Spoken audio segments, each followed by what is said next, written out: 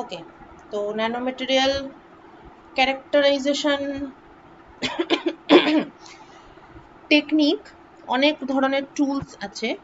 X refraction, SEM, TEM, AFM, STM, optical microscopy. XRD আর এসিএমটা আমরা আগের দিন পড়েছিলাম। আজকে আমরা ট্রান্সমিশন ইলেকট্রন মাইক্রোস্কোপিটা পড়ব। তো এইটা হচ্ছে মেশিনের ছবি, ঠিক আছে? স্যাম্পল লোড করার জায়গা নিচে, রেজাল্ট দেখতে পাবি এখানে, সফটওয়্যার ইন্টিগ্রেটেড। আর ইলেকট্রন বিমটা আসবে উপর থেকে, এখানে একটা বড় লম্বা নল আছে। Okay, now what is transmission electron microscopy? তো এটা হচ্ছে one type of electron microscopy. তাহলে এখানেও আমরা প্রোব হিসাবে high energy electron beam use করব। কিন্তু আনলাইক এসিএম, এবার স্ক্যানিং ইলেকট্রন মাইক্রোস্কোপিতে আমরা কি করছিলাম না, ইলেকট্রন বিমটা এসে পড়ছিল,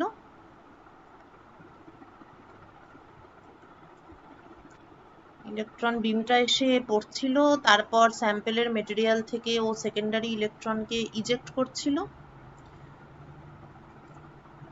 বেসিক্যালি রিফ্লেক্টেড। হ্যাঁ, সেইটাকে আমরা ডিটেক্টরে ডিটেক্ট করছিলাম। কিন্তু ট্রান্সমিশন ইলেকট্রন মাইক্রোস্কোপিতে আমরা ট্রান্সমিটেড ইলেকট্রন বিমটা দেখব। তাহলে ট্রান্সমিশন ইলেকট্রন মাইক্রোস্কোপির সব থেকে বড় চ্যালেঞ্জ হচ্ছে ইলেকট্রন বিমটাকে স্যাম্পেলের মধ্যে দিয়ে বের করে আনতে হবে অন্য পাশে। মানে বুঝতে পারলি, এইটা কিন্তু এই জন্যই ট্রান্সমিশন ইলেকট্রন মাইক্রোস্কোপি এতটা কঠিন একটা ক্যারেক্টারাইজেশন টুল, এবং যারা টিএম পারে তাদের সত্যি খুব demand. Because the challenge here is, মানে দেখ এসিএম, এএফএম এবং এসটিএম,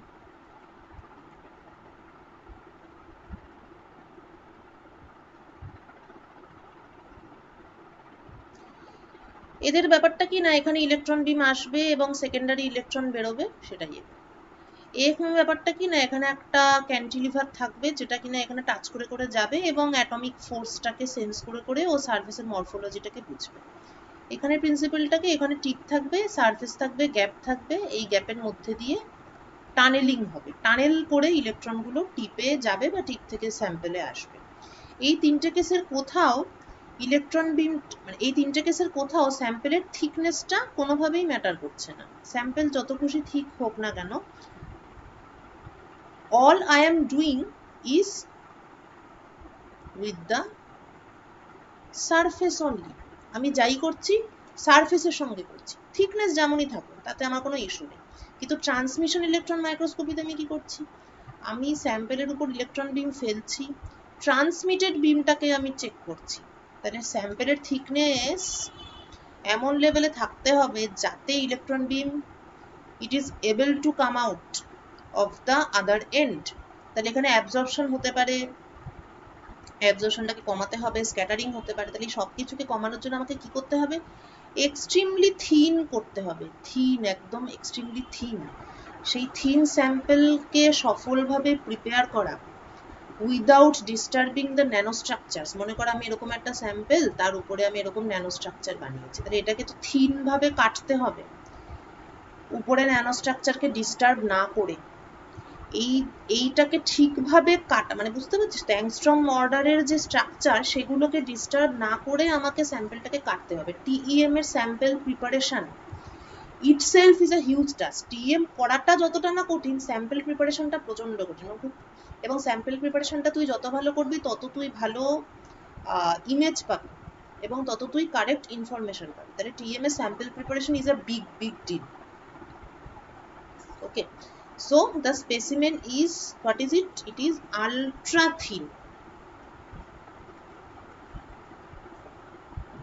ওকে, এবার ইলেকট্রনের ইন্টারাকশন হয় যখন ভেতর দিয়ে পাস করে, তখন ইয়ে হয় ট্রান্সমিশন, তারপরে সেই অনুযায়ী ডেটা রেকর্ডেড হয়, ইমেজিং ডিভাইস থেকে ফ্লোরোসেন্ট স্ক্রিন থাকে, সিসিটি ক্যামেরা রাখা হয়, ইত্যাদি ইত্যাদি। সেটা আমরা পরে ইভেন্চুয়ালি আমরা দেখব। তো TM, the concept of TM and the device was developed, আচ্ছা এটাই প্রথম electron microscope. Okay, before ACM, it came before ACM. এবং এটা লাইট অপটিক্যাল মাইক্রোস্কোপকে ফলো করেই এটা এই মডেলটা তৈরি হয়েছে। নল এবং রুস্কা they developed it in Germany in 1931. So if we compare this মানে compare electron microscope with optical microscope আমরা পড়বো, কাজেই এগুলো জেনে রাখলে আরো বেটার আন্ডারস্ট্যান্ডিং হবে। অপটিক্যাল মাইক্রোস্কোপে প্রোবটা হচ্ছে লাইট, আর এখানে প্রোবটা হচ্ছে very fast high energy electrons.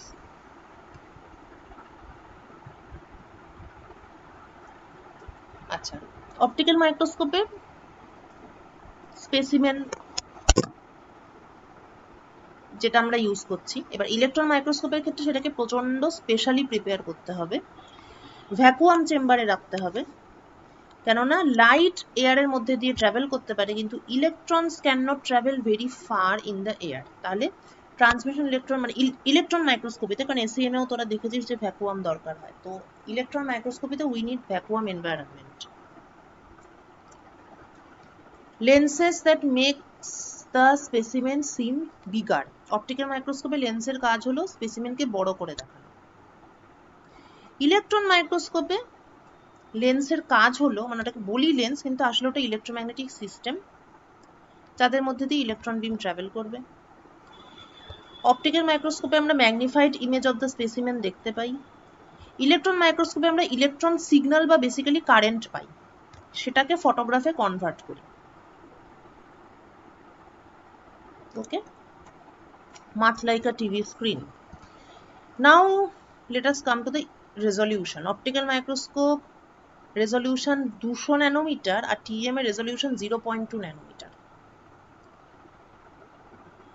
ঠিক আছে, so of the order of 2 angstrom ওই লেভেলের রিজল্ট ইমেজ আমরা দেখতে পাবো। ম্যাগনিফিকেশন অপটিক্যাল মাইক্রোস্কোপে 1000 টাইমস, আর TEM এ কত? 5 এর পরে 1 2 3 4 5 লাখ এতটা magnification possible. So optical compared to optical microscope, electron microscopes are much more superior. তো স্ট্রাকচারটা কিরকম না, এখানে লাইটের সোর্স থাকে, বাঁদিকে অপটিক্যাল মাইক্রোস্কোপ, ডান দিকে হচ্ছে ট্রান্সমিশন ইলেকট্রন মাইক্রোস্কোপ। তো লাইটের সোর্স, আর এখানে থাকবে ইলেকট্রন বিম, ইলেকট্রন গান যা এসিএম এ পড়েছি সেখানেও তাই, অর্থাৎ থার্মাইনিক এমিশন গান বা টিই গান, ফিল্ড এমিশন গান বা এফই গান, এবং শর্টকে এমিশন গান। শর্টকে এমিশন গান খুব একটা ইউজ হয় না, টিএম এর সব থেকে বেশি ইউজ হয় যেটা, সেটা হচ্ছে এফইজি টিইএম, ফিল্ড এমিশন গান ট্রান্সমিশন ইলেকট্রন মাইক্রোস্কোপ। আচ্ছা, তো প্রথমে থাকে একটা কন্ডেন্সার লেন্স, টিএমও থাকবে একটা কন্ডেন্সার লেন্স, তার নিচে স্পেসিমেন থাকবে, তার নিচে ম্যাগনিফাইং গ্লাস যেটা magnifying lens, TMO magnifying lens যেটাকে অ্যাকচুয়ালি অবজেক্টিভ বলে, তারপর নিচে রেকর্ডিং। তাহলে বেসিক স্ট্রাকচারটা কিন্তু সেম।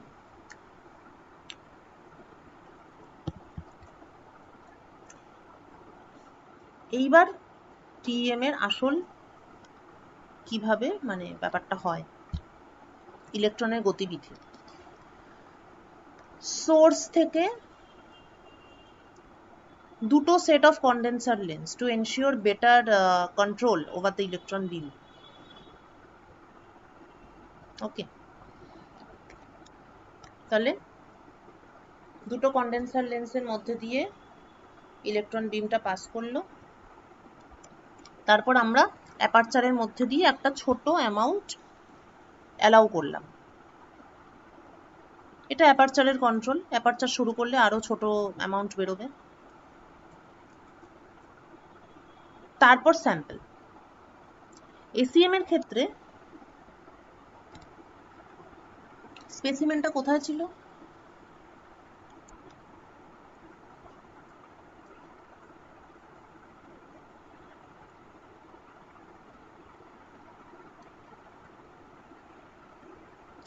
এসিএম এর ক্ষেত্রে কন্ডেন্সার লেন্স ছিল, অবজেক্টিভ লেন্স ছিল, তার নিচে স্পেসিমেন ছিল।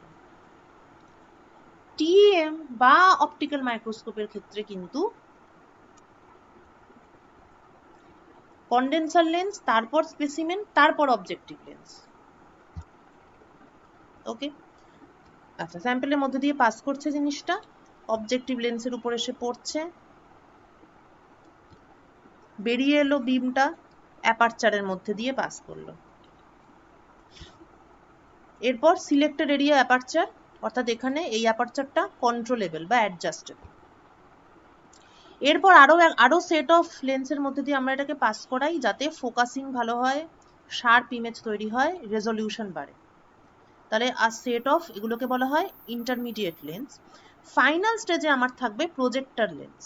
এটা কিন্তু টিএম এর একটা স্পেশালিটি। টিএম এ বেসিক্যালি গুচ্ছ গুচ্ছ লেন্স আছে, lots of lenses. Condenser lens,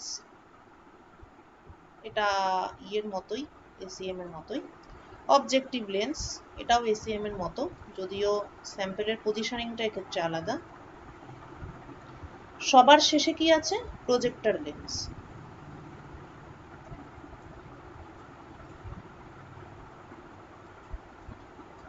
মাঝখানে কি আছে? Intermediate lens.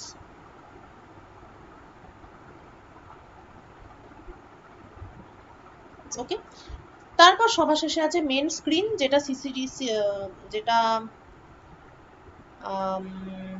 সিসিটি ক্যামেরা হতে পারে, ফটোগ্রাফি ফিল্ম হতে পারে, ফ্লোরেসেন্স স্ক্রিন হতে পারে, যেমন হবে আমি ইলেকট্রন সেন্সিটিভ যে কোনো কিছু, ঠিক আছে, anything that is electron sensitive or charge sensitive. Now different components of TEM. এটা হচ্ছে actual the real thing, the real machine. High tension cable এবং electron emitter, the electron gun. তারপর কি? Stepper motor which centers the electron beam. Electron বিমকে ঠিকমতো position করে অক্ষ বরাবর আনতে হবে, তার জন্য এই মোটর। তারপর এইখানে আছে আমাদের কন্ডেন্সার লেন্স। ভ্যাকুয়াম পাম্পের কানেকশনগুলো এখান দিয়ে ঢুকেছে। ভ্যাকুয়াম সিস্টেম কিভাবে মেনটেন করা হয় এটা আমরা পরে পড়বো। অ্যাপারচার কন্ট্রোল করা, অ্যাপারচারের সাইজ কমানো বাড়ানো ইত্যাদি অ্যাডজাস্টমেন্ট। স্পেসিমেন হোল্ডারটা মাঝখানে, অ্যাপারচারের ঠিক পরেই। তারপরে আসবে objective lens, clear. After that the projector lens, যেটার পরে ফাইনালি আমার ইয়েতে চলে যাবে, স্ক্রিনে চলে যাবে। আচ্ছা, এইখানটাতে অপটিক্যাল লেন্স আছে যাতে আমি দেখতে পারি স্যাম্পেলের পজিশনটা, ঠিক আছে। স্যাম্পেল লোড তো তলা দিয়ে করব, এখান দিয়ে করব। স্যাম্পেল লোডিং, এখানটাতে ফ্লোরোসেন্স স্ক্রিনটা আছে, স্যাম্পেলটা দেখা যাবে এখান দিয়ে, এখানে অপটিক্যাল লেন্সটা আছে। স্যাম্পেল লোডিং এর একটা ডোর আছে, সেটা এখানে বোধহয় মার্ক করেনি। যাই হোক, স্যাম্পেল লোডিং এর জায়গাটা নিচে। স্পেসিমেন হোল্ডার এখানে। স্যাম্পেল লোডিংটা তলা দিয়ে করে অনেক সময় উপরে তোলা হয় বা সরাসরি এখানেও চেম্বার থাকে, সেটা machine to machine, device to device vary করবে, ঠিক আছে।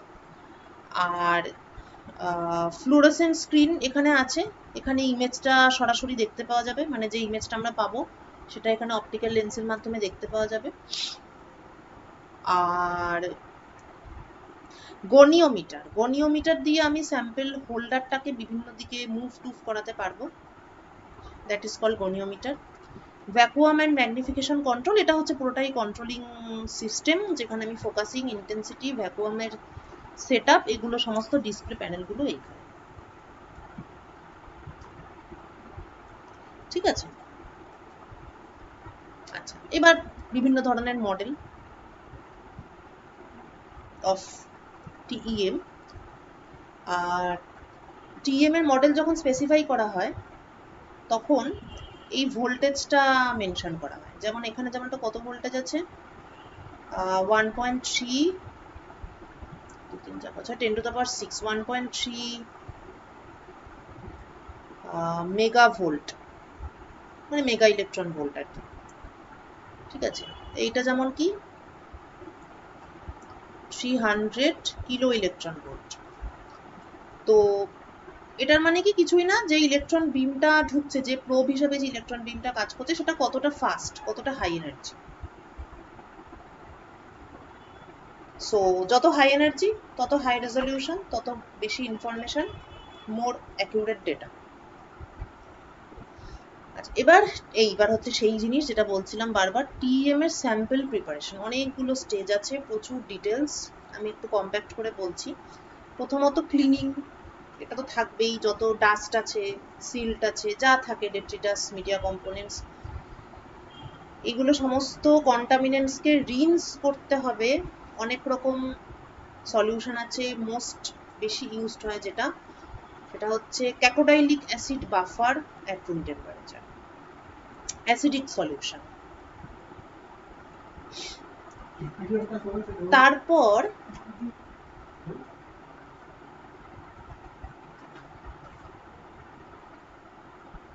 স্যাম্পলটাকে ক্লিন করার পরে স্যাম্পলটাকে তো কোনো একটা প্ল্যাটফর্মের উপরে বসাতে হবে, তো এই বসানোর জন্য একটা আঠা দরকার। ওই আঠা, that adhesive is called fixative. ঠিক আছে, দিস ইজ কল্ড ফিক্সেশন। তাহলে আগের স্টেপটা ছিল ক্লিনিং,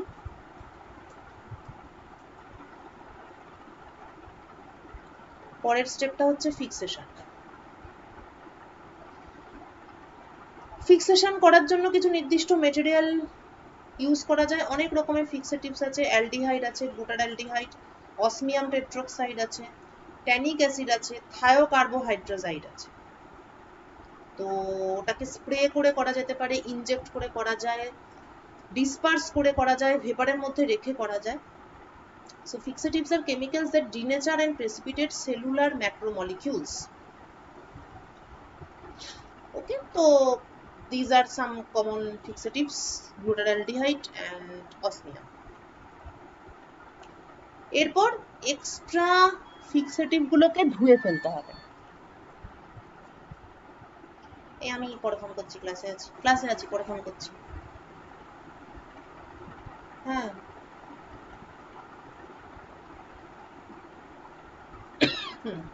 ঠিক আছে, পাঠাচ্ছি।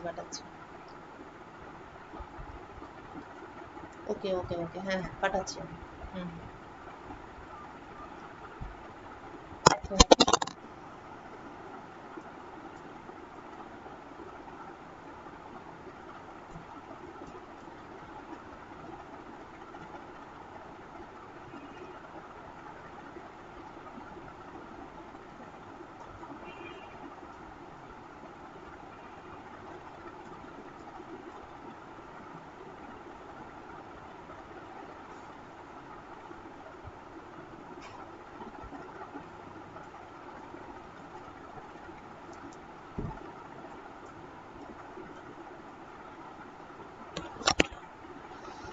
হ্যাঁ, তো এবার এক্সেস যা থেকে যাবে ফিক্সেটিভ, সেটাকে রিন্স করার জন্য এরপর আমাকে স্যাম্পলটাকে রিন্স করতে হবে সেই ক্যাকোডাইলিক অ্যাসিড বাফারে।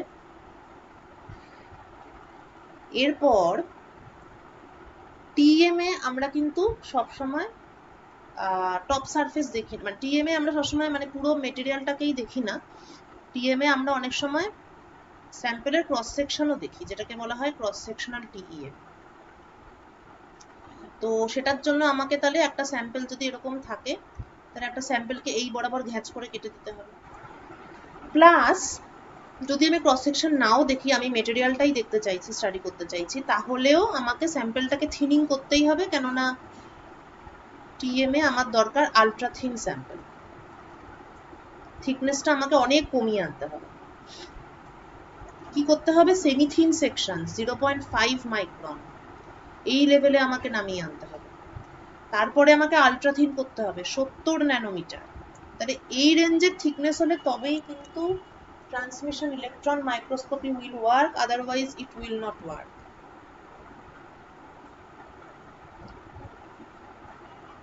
ঠিক আছে, তাহলে এইটা হচ্ছে একটা বিশাল জরুরি কাজ, এবং এটাই খুব কঠিন একটা কাজ, sectioning and staining of the specimen. তাহলে প্রথমে সেকশনিং, অর্থাৎ প্রথমে সেমিথিন, তারপর আলট্রাথিন।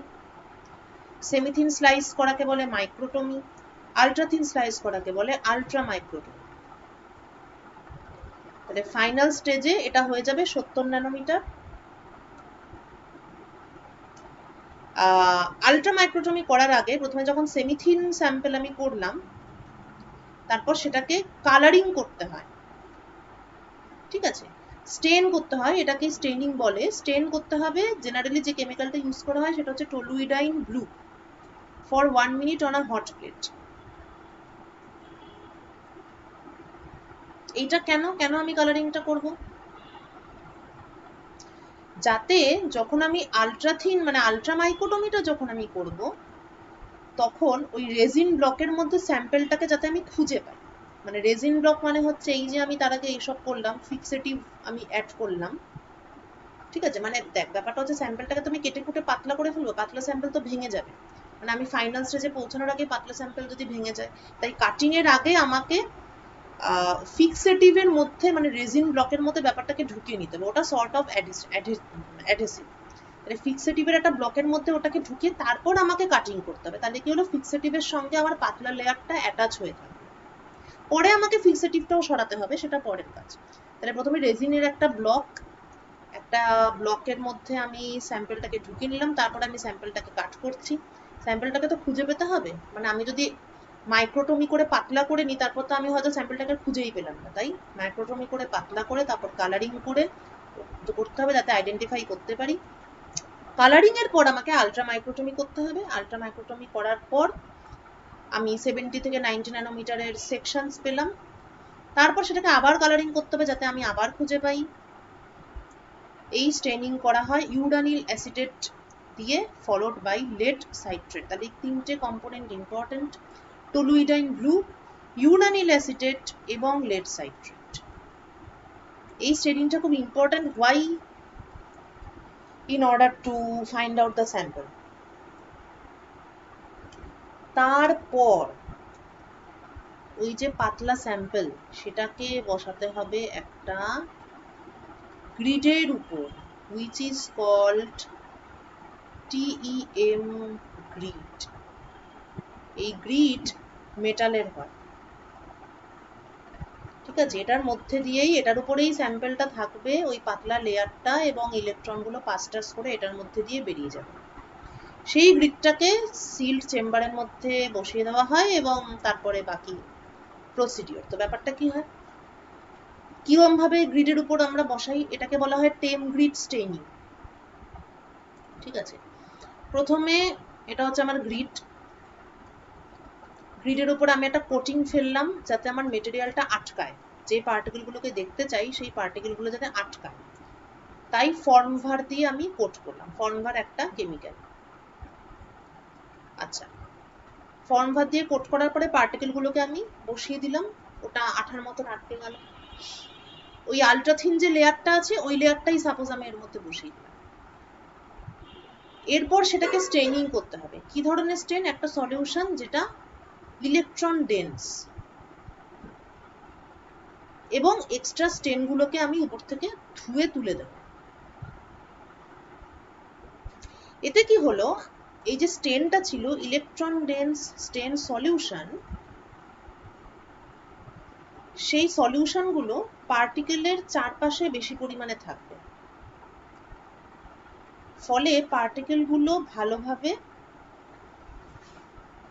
পার্টিকেলের কন্ট্রাস্টটা বাড়বে। গ্রিডের উপর তো বসালাম, তারপরে আমি একটা স্টেন দিলাম, এক্সট্রা স্টেনগুলোকে ধুয়ে তুলে দিলাম। তাহলে পার্টিকেলগুলোর ধারে ধারে, যেহেতু এটা ইলেকট্রন ডেন্স, তো এগুলো পার্টিকেলের ধারে ধারে বাই ইলেকট্রোকেমিক্যাল পোটেনশিয়ালের মিসম্যাচের ফলে ইলেকট্রনগুলো বা স্টেন মলিকিউলগুলো পার্টিকেলের ধারে ধারে বিল্ড আপ করবে, অ্যাকুমুলেট করবে।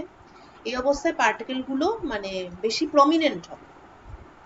এরপর আমি যদি ইলেকট্রন মাইক্রোস্কোপি করি, তাহলে পার্টিকেলস উইল বি ট্রান্সপারেন্ট। পার্টিকেলের মধ্যে দিয়ে ইলেকট্রনগুলো চলে যাবে, কিন্তু আঠার মধ্যে দিয়ে যাবে না। এর ফলে আমি আমার কন্ট্রাস্ট পাবো এবং ইমেজিংটা ভালো হবে, ঠিক আছে? তো গ্রিডের উপর স্যাম্পেলটাকে ফেলে এই প্রসেসে আমি স্যাম্পেলটাকে প্রমিনেন্ট করি, এবং ইলেকট্রন মাইক্রোস্কোপে যে ফাইনাল ইমেজটা, সেখানে এইভাবে কন্ট্রাস্টটাকে বাড়ানো হয়। these are some typical TEM images। এর থেকেও সাংঘাতিক সব ইমেজ হয়, সেটা আমার কাছে আছে, আমি না হয় পরে দেখাবো আমার নিজের কাজের যেটা। So what is grid? গ্রিডের সাইজ কিরকম দেখ, 3 মিলিমিটার ডায়ামিটার। সো গ্রিড, তাহলে বুঝতে পারলি, একটা চওড়া হত্যা মতন স্যাম্পেলকে কেটে কুটে ন্যানোস্ট্রাকচারকে অক্ষত রেখে গ্রিডের উপর সফলভাবে প্লেস করতে পারলে তবেই you will get a proper image. সেই 70 ন্যানোমিটার থিকনেসের ফিল্ম তাকে 3 মিলিমিটারের গ্রিডের উপর সঠিকভাবে প্লেস করা। গ্রিড ইজ এ সিভ ছাঁকনি woven from thin metal wire usually nickel or copper. Grids of 3 mm diameter আর কমার্শিয়ালি অ্যাভেলেবেল। এবার মেশ সাইজ নানান রকম হবে, সেটা তোর পার্টিকেলের সাইজের উপর ডিপেন্ড করবে। কোন মাইক্রনের মানে ফুটোগুলো বা মেশের সাইজগুলো হয়তো খোপগুলো বেশি বড় বা বেশি ছোট, ঠিক আছে, ইলেকট্রন বিমগুলো পাস করছে না বা খোপগুলো এতটাই বড় যে মলিকিউলগুলো তার মধ্যে স্টেডি হচ্ছে না, ওরকম সেটা তোকে ডিসিশন নিতে হবে। This is TEM image of polio virus. Okay, আচ্ছা, নাও দ্য অ্যাক্সিলারেশন। ইলেকট্রনের acceleration which is very very vital. 120 থেকে 200 কেভি, তার থেকেও বেশি হয়, 300 কেভি হয়, আরো বেশি দেখালাম হিতাচির এগুলো। 3 MV যেটা, তো ম্যাক্সিমাম ইট ইজ 3 MV। এগুলোকে বলা হয় হাই ভোল্টেজ ইলেকট্রন মাইক্রোস্কোপি বা হাই রেজলিউশন। এই চার টেমগুলো ওই 3 MV অর্ডারে হয়। Acceleration voltage determines velocity, wavelength and hence the resolution. এই যে lambda, the Broglie wavelength of the electrons, it is determined by the acceleration voltage. কত রকমের TEM possible? Conventional transmission electron microscopy, high resolution transmission electron microscopy, analytical electron microscopy, energy filtered electron microscopy, এটাকে বলা হয় EFT-EM, energy filter। এগুলোর এক একটার এক এক রকম ইউটিলিটি, অনেক ভেরিয়েশন আছে। High voltage electron microscopy, dedicated scanning transmission electron microscopy, এইটা হচ্ছে প্রচন্ড অ্যাডভান্সড টাইপ অফ TEM। মানে ট্রান্সমিশন ইলেকট্রন মাইক্রোস্কোপি হবে, আবার সেটাকে স্ক্যানও করা হবে। মানে ACM এ কি হয়, র্যাস্টার স্ক্যান হয়, ঠিক আছে, প্রচন্ড ছোট একটা স্পটে ব্যাপারটাকে লোকালাইজ করে প্রতিটা পয়েন্টে আমরা পয়েন্ট বাই পয়েন্ট স্ক্যান করি। Very excellent achievement. TEM এ কিন্তু সেটা করা খুব TEM ব্যাপারটাই ইটসেলফ এত কঠিন, তার মধ্যে র্যাস্টার স্ক্যানের কনসেপ্ট TEM এ এমনিতে নেই, জাস্ট যেটা পাস করে সেটাকেই আমরা দেখি। স্ক্যানিং ট্রান্সমিশন ইলেকট্রন মাইক্রোস্কোপি হচ্ছে আরো অ্যাডভান্স, সেখানে TEM হয় কিন্তু সেটার স্ক্যানিংও হয়, র্যাস্টার স্ক্যান হয়, বিভিন্ন পয়েন্টের ইনফরমেশন পাওয়া সম্ভব। আচ্ছা, ইমেজিং এর পার্টটাতে কি হয়, দুটো জিনিস হয়। এক হচ্ছে ইন্টেন্সিটি চেক, দুই হচ্ছে ডিফ্র্যাকশন প্যাটার্ন চেক, অর্থাৎ ফেজ ইনফরমেশন দেখা। দুটোই হয়, দুটোই পসিবল। প্রথমত intensity. The image of the specimen in conventional microscopy is formed selectively by allowing, দুভাবে আমি ইন্টেন্সিটি দেখতে পারি, হয় আমি ট্রান্সমিটেড বিম দেখতে পারি, আর না হলে আমি ডিফ্র্যাক্টেড বিম দেখতে পারি। যদি ট্রান্সমিটেড বিমটাকে দেখি তাহলে সেটা ব্রাইট ফিল্ড ইমেজিং, আর ডিফ্র্যাক্টেড বিম যদি আমি দেখি তাহলে সেটা dark field imaging. Origin of image contrast is the variation of the intensities of the transmitted and diffracted beams due to the differences in diffraction conditions depending on the microstructural features স্যাম্পলের মধ্যে যে ধরনের microstructure থাকবে, সেই microstructure আলাদা আলাদা হলে electron পাথের উপর তার প্রভাব পড়বে, সেই অনুযায়ী ইন্টেন্সিটির পার্থক্য হবে, তার উপর বেস করে আমি ইমেজের কন্ট্রাস্ট পাবো। দু ধরনের ইমেজিং হতে পারে। ট্রান্সমিটেড বিম যদি দেখি তাহলে ব্রাইট ফিল্ড ইমেজিং হবে, এই যেটা সরাসরি ইনসিডেন্ট বিম এলো, এটা হচ্ছে আমার ল্যাটিস প্লেনগুলো, যেগুলো মনে কর আমার গ্রেটিং হিসেবে কাজ করছে, তার মধ্যে দিয়ে একটা সেট অফ বিম আছে যেটা ডিফ্র্যাকশন হবে, আর একটা সেট অফ বিম আছে যেটা সোজাসুজি পাস করে যাবে, ট্রান্সমিশন হবে পাথ। যেটা ডিফ্র্যাকশন হবে সেটা তো আলাদা ব্যাপার, সেটা তো আমার 2d sin θ = n lambda এইটার আন্ডারে পড়বে। আমি যদি শুধুমাত্র ট্রান্সমিটেড বিমটাকে পাস করাই তাহলে এটা ব্রাইট ফিল্ড ইমেজিং, আমি যদি ডিফ্র্যাক্টেড বিমটাকে পাস করাই তাহলে সেটা ডার্ক ফিল্ড ইমেজিং। কোনটাকে আমি পাস করাবো সেটা আমি অবজেক্টিভ অ্যাপারচার দিয়ে আমি সেটা সিলেক্ট করব। আমি অফ অ্যাক্সিসের ডার্ক ফিল্ডটাও দেখতে পারি বা আমি অন অ্যাক্সিসের ডার্ক ফিল্ডটাও দেখতে পারি। অন অ্যাক্সিস ডার্ক ফিল্ড যদি দেখতে হয় তাহলে আমাকে ইনসিডেন্ট বিমটাকে টিল্ট করিয়ে দিতে হবে, আদারওয়াইজ ইনসিডেন্ট বিমটা সোজাসুজি সামনে এসে অ্যাক্সিসে শুধু ব্রাইট ফিল্ডটাই থাকবে। এটা কিন্তু এরকম যদি হয়, মানে অ্যাক্সিস বরাবর যদি ইনসিডেন্ট বিম পড়ে তাহলে তো অবভিয়াসলি ব্রাইট ফিল্ড ইমেজিংটা অ্যাক্সিস বরাবর হবে। তাহলে আমি যদি অ্যাক্সিস বরাবর ডিফ্র্যাকশন বিমকে পেতে চাই তাহলে আমাকে ইনসিডেন্ট বিমটাকে অ্যাক্সিস থেকে সরিয়ে দিতে হবে। So this is now of Axis. তাহলে অফ অ্যাক্সিস ইনসিডেন্ট বিম দরকার, যেটা আমাকে অফ অ্যাক্সিস ট্রান্সমিটেড বিম দেবে। সেক্ষেত্রে অন অ্যাক্সিসটা আমি 2θ করে আমি ডার্ক ফিল্ড পাবো। তাহলে ডার্ক ফিল্ড দু রকমই পাওয়া যেতে পারে, অন অ্যাক্সিস বা of Axis.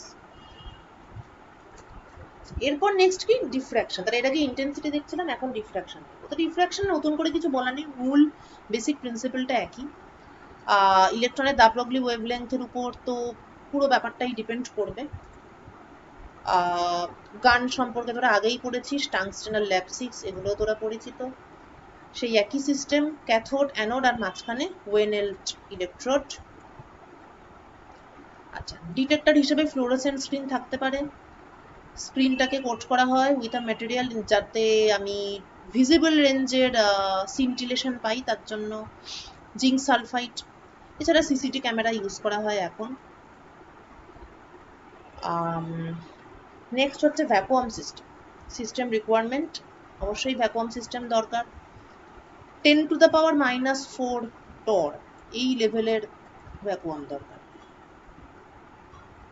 Electron cannot travel more than a few angstrom without colliding with gas molecules. More than a few angstrom, এটা হচ্ছে তাহলে মিন ফ্রি পাথটা কত কম। মিন ফ্রি পাথকে বাড়ানোর জন্যই আমাকে এটা করতে হবে, কেননা distance between photographic plate and the electron গান ইজ 1 মিটার। তাহলে ও নর্মাল অ্যাটমসফেরিক প্রেসারে ফিউ অ্যাংস্ট্রমের বেশি যেতেই পারে না, কিন্তু আমাকে 1 মিটার যাওয়াতে হবে। তাহলে যাতে এটা যেতে পারে তাহলে মিন ফ্রি পাথ সেটা হতে হবে 1 মিটার। মিন ফ্রি পাথটা অবশ্যই ডিপেন্ড করবে অ্যাটমসফেরিক প্রেসারের উপর, মানে অ্যাম্বিয়েন্ট প্রেসারের উপর। তাহলে অ্যাম্বিয়েন্ট প্রেসার আমি যদি 10⁻⁻⁴ টর এই পর্যায়ে নিয়ে যেতে পারি তাহলে আমার মিন ফ্রি পাথটা 1 মিটার অর্ডারে হবে। দু ধরনের ভ্যাকুয়াম পাম্প ইউজ করা হয়, রোটারি পাম্প এবং diffusion pump. Diffusion pump generally oil বা মার্কারিতে চলে। রোটারি পাম্প প্রাইমারি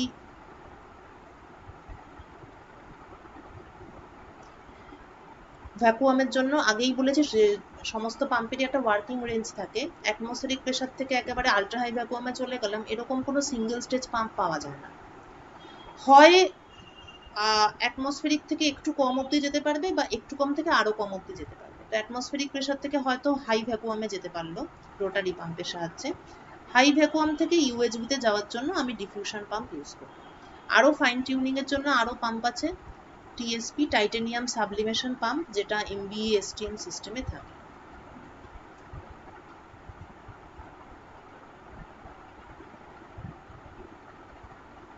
যেটা দিয়ে আমি ওই 10⁻⁻13 বার ওই জায়গায় যেতে পারি। আচ্ছা, ইলেকট্রন ডিফ্র্যাকশনের বেসিক্স। প্রথমত no absorption, no thermal vibration, no multiple scattering, এগুলো দরকার। Distance between crystal and the film ইলেকট্রনের de Broglie ওয়েভলেংথের থেকে বেশি হতে হবে। Large object. এইবার সিঙ্গেল ক্রিস্টাল যদি পাই, আমার স্যাম্পল যদি সিঙ্গেল ক্রিস্টাল হয় তাহলে কিরকম, বেসিক্যালি তো ডিফ্র্যাকশনের ফলে আমি যেটা পাবো সেটা কিছুই না, একটা রেসিপ্রোকাল স্পেস ম্যাপ পাবো, তাই তো? এবার তোরা তো এই সমস্ত খুব ভালো করে পড়ে ফেলেছিস সলিড স্টেট ফিজিক্স পড়ার সময়। তো এরকম একটা সেট অফ ল্যাটিস প্লেন যদি থাকে তাহলে তার করেসপন্ডিং রেসিপ্রোকাল স্পেসে একটা পয়েন্ট পাওয়া যাবে। যদি এরকম একটা সেট অফ পয়েন্টস থাকে তাহলে তার করেসপন্ডিং রেসিপ্রোকাল স্পেসে এর পারপেন্ডিকুলার দিকে এখানে পয়েন্ট পাওয়া যাবে। এরকম হয় ব্যাপারটা। যদি 2 ডাইমেনশনাল ল্যাটিস হয় তাহলে রেসিপ্রোকাল স্পেসে এরকম পয়েন্টস পাওয়া যাবে যাদের মিউচুয়াল ডিস্টেন্সটা এই প্লেনগুলোর ডিস্টেন্সের সাথে ইনভার্স হয়। এই তো ব্যাপার। তা আমার যদি সিঙ্গেল ক্রিস্টাল থাকে সিস্টেমটা, তাহলে ল্যাটিস প্লেন অনুযায়ী তাদের পারপেন্ডিকুলার দিকে আমি এরকম পয়েন্টস পাবো। আমার স্যাম্পল যদি পলিক্রিস্টালাইন হয়, পলিক্রিস্টালাইন মানে কি এর মধ্যে প্রচুর ছোট ছোট ছোট ছোট সিঙ্গেল ক্রিস্টাল থাকবে এবং তারা কিন্তু বিভিন্ন দিকে ওরিয়েন্টেড থাকবে। তাহলে এখানে যেমন আমি এটা সিমেট্রিক্যালি একটা সেট অফ পয়েন্টস পাচ্ছিলাম, নিশ্চয়ই পলিক্রিস্টালাইন স্যাম্পলের ক্ষেত্রে সেটা পাওয়া সম্ভব নয়। তো সেখানে কি হবে, ইউনিফর্মলি সমস্ত দিকে পয়েন্টগুলো ডিস্ট্রিবিউটেড থাকবে। হ্যাঁ, তাদের ডিস্টেন্সের মধ্যে একটা ব্যাপার অবশ্যই থাকবে, কেননা আফটার অল ভেতরে তো অনেকগুলো সিঙ্গেল ক্রিস্টাল আছে। এরকম একটা সিঙ্গেল ক্রিস্টাল, আবার ওরকম একটা সিঙ্গেল ক্রিস্টাল, আবার এরকম একটা সিঙ্গেল ক্রিস্টাল,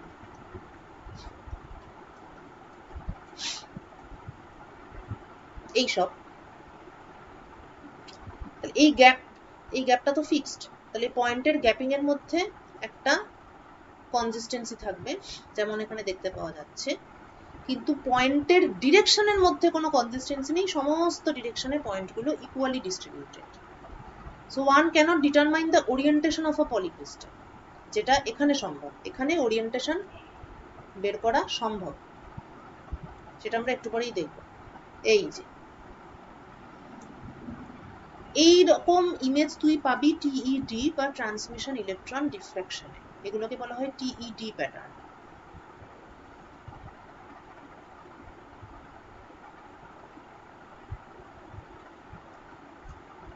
ওকে, তো এই এক একটা পয়েন্ট এক একটা সেট অফ ল্যাটিস প্লেন কে ডিফাইন করছে। এটা ধর অরিজিন, তো এটা 110 মেবি, এরকম ভাবে তোকে পয়েন্টগুলো আইডেন্টিফাই করতে হবে by a set of mathematical calculation, এবং অবশ্যই ওরিয়েন্টেশন চেক করে, ডিস্টেন্স মেপে, ওরিয়েন্টেশন মেপে। এগুলো অ্যানালিসিস করার অনেক মেথড আছে। স্ট্যান্ডার্ড ক্রিস্টালোগ্রাফি সম্পর্কে ভালো নলেজ থাকতে হবে। তারপরে পয়েন্টগুলোকে আইডেন্টিফাই করে তুই বুঝতে পারবি যে তোর স্যাম্পেলের মধ্যে কিভাবে ল্যাটিস প্লেনগুলো ওরিয়েন্টেড হয়ে আছে, কতটুকু স্ট্রেন আছে, স্ট্রেনের ফলে ওরা কতটা বেঁকে চুড়ে গেছে। এই পুরো ইনফরমেশনটা ট্রান্সমিশন ইলেকট্রন মাইক্রোস্কোপি থেকে যতটা পাওয়া যায় এতটা আর কোনো কিছু থেকেই পাওয়া যায় না। So this was transmission electron microscope. এই তিনটে আমাদের হয়ে গেল, এক্সআরডি, এসইএম, টিএম। এরপরের ক্লাসে আমরা এএফএম আর এসটিএম এই দুটো একসঙ্গে পড়বো, কারণ এটা প্রায় কাছাকাছি ঠিক নয়, যাই হোক, কিন্তু তাও এদের মধ্যে একটা ক্লোজ রিলেশন আছে। বেসিক প্রিন্সিপালে পার্থক্য আছে, কিন্তু সারফেস দেখা হয় একটা টাচ করে করে আর একটা দূরে থেকে থেকে। ঠিক আছে, তাহলে আবার নেক্সট ক্লাস ফ্রাইডে।